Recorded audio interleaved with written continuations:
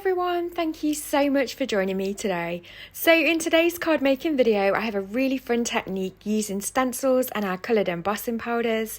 I'm going to be making a cat themed card using this gorgeous cat love stencil from A Colourful Life Designs, and I really love how all the cat's tails link up to make little hearts.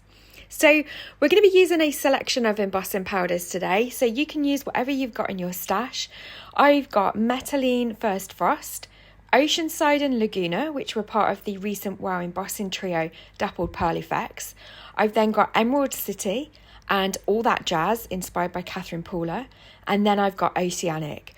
And I'm going to put them in kind of like an ombre order, so going from light to dark, because that's how I want to use them today on my card. So I'm just going to bring in my Waffle Flower grip mat. This is the 6.5 by 8.5 grip mat, and I'm using my larger one because this stencil is really big. It's actually 6 inches by 9 inches.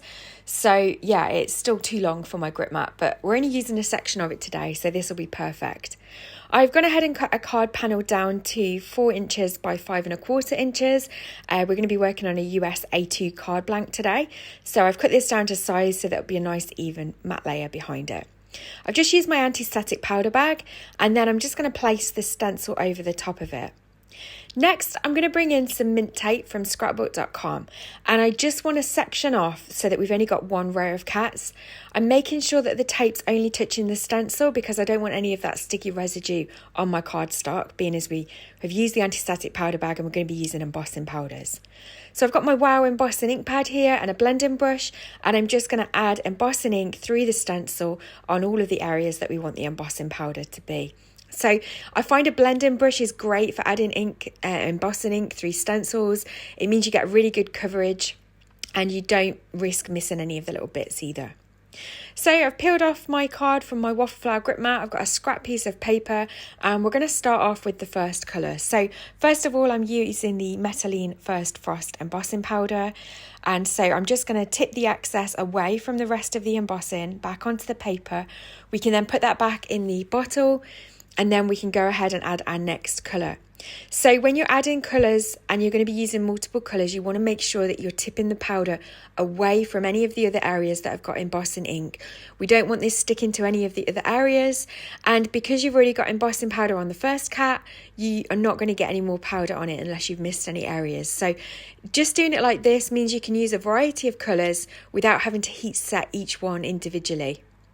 So I'm just going to repeat the process with all the different colours, and then I'm going to go ahead and heat set this. And so because some of those powders have got glitter in, we're going to want to heat set from underneath. We don't want to risk the glitter all blowing off or the embossing powder blowing off. So I'm just going to heat set using the hottest setting on my heat tool, and I'm going to heat set from underneath. Once you can see the glitter kind of sparkling, you know that it's started to melt. And then you can always finish the heat setting off by coming on top of the card then, once the glitter's kind of trapped in the embossing powder that's started to melt. So there's our gorgeous cats finished. I think they look absolutely beautiful in all these teals and glitter embossing powders. So next we're going to go ahead and turn this into a card. So I've got an A2 white card blank, and then I've got a navy matte layer which I've cut down to 4 1/8 by 5 3/8, and that will just sit nicely behind our panel. First of all there, I'm going to go ahead and add a sentiment to the card, and for this sentiment I'm going to be using this Had Me at Meow stamp set from All and Create. I'm going to use the sentiment that says You Had Me at Meow, and I have already used this sentiment previously and cut it in half. So in order to line it up and make sure that I get a nice stamped sentiment, I'm going to bring out my stamping platform.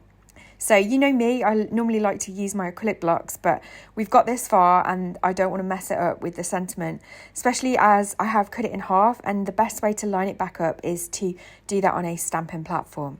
I'm undecided of the position, but then I bring in the acetate packaging just to kind of play around with it. And I find that that really is a good way of working out where your sentiment's going to go. Sometimes you're a little bit unsure where it's going to fit because obviously the extra photopolymer around the stamp can distort really the size of the stamp. But yeah, the packaging really helps with that. I've used VersaFine Clair Twilight ink, which is like a deep navy blue. and I've just stamped it twice so that it's nice and crisp. And then I can just go ahead and glue that to my matte layer. I've got some Clair glue in this little mini glue bottle. So once I've stuck that down, I can then go ahead and attach it to our card blank. And then I'm going to add a few little gems just to finish. I've got a little sample of card bling from A Colourful Life Designs.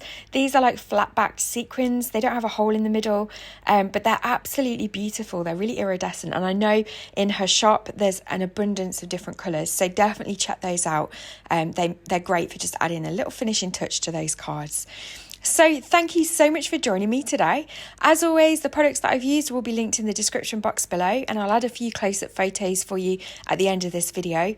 Please don't forget to like this video by hitting the thumbs up button if you've enjoyed it. Don't forget to leave me a comment as well. And if you're not subscribed to my channel, then please consider subscribing. I really would appreciate it.